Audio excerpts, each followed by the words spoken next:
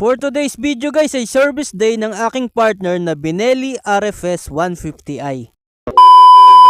Bali ang gagawin sa kanya ngayon guys ay FI cleaning. Kasi nga marumi na raw yung fuel injector niya. Kaya pala ako madalas namamatayan ng makina. Naalala ko nung nagbiyahe ako papunta ng Victory Liner sa Pasay. Napakahirap ng biyahe na yun. Kasi magminor lang ako, namamatay kagad ang makina. Kaya hindi ko talaga nabilang kung ilang beses ba ulit ako nagpindot sa electric start ng motor ko para lang gumana ulit yung makina. Nakakakaba yun guys. At sobrang delikado kasi pwede akong mabundol ng nasa likod kong sasakyan. Pero buti na lang at naging safe naman ako at ligtas akong nakabalik ng Cavite. So ito na nga guys, ang gagawin sa kanya ay FI cleaning ng BG. Ito yung bagong pamamaraan ng FI cleaning, walang baklasan. Hindi naman literal na walang baklasan guys kasi katulad nitong motor ko may fairing siya. So kinailangan baklasin yung magkabilang fairings para makita yung fuel injector. So guys, ito yung motorcycle injector apparatus. Ito yung gagamitin para sa FI cleaning. Syempre kailangan i-set up yung hose na ikokonekta sa motor. So ito nga rin yung gagamitin guys, yung fuel system cleaner o yung 44K ng BG. So ganito pala yung ginawa guys. Nilagyan muna ng 44K yung MIA o yung motorcycle injector apparatus. Tapos nilagyan ng gas, yung kinuha sa fuel tank kanina. Tapos sinet yung hangin sa 28 PSI. Syempre siguraduhin na nakakonekta ng maayos yung hose sa fuel injector. So guys, may kailangan din pala tanggalin na connection ng electrical para hindi tumagas yung natitirang gas sa tangke. Kapag okay na nga guys, yan na, paanda rin na yung makina para malinis na yung fuel injector.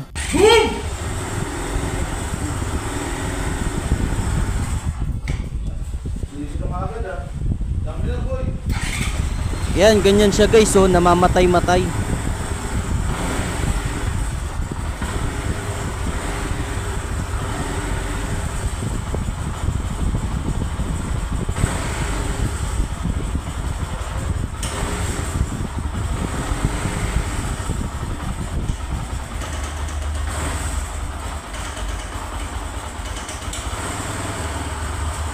Pag mababa mo yun, gumagano talaga siya.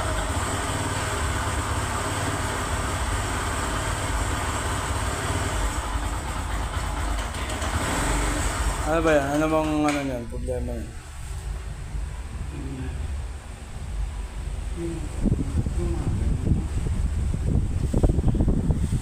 Bakit siya bumaba? Hindi mo naman sasabihin mababa ang minor kasi namamatay talaga siya di ba? Sabi mo malinis ang ate. Ba't tayong bandal? So ayun guys, lumalabas yung problema niya, namamatay-matay pa rin. Kaya kinailangan piga-pigain yung silinyador para hindi siya mamatay. At kalaunan nga guys ay gumanda na yung minor niya. Ayan guys, so maganda na yung tunog oh. Hindi katulad dati, yung akala mo parang kinakapos siya lagi ng hangin. So yun guys, maganda na nga yung minor niya. Ganitong ganito to dati nung una kong nagamit ito. Kaso syempre araw-araw ginagamit, kaya hindi maiiwasang magka-problema. So sana talaga guys maging okay na siya. Kasi ang laki ng pakinabang ko dito sa motor na to. At marami na rin kami napagsamahang rides.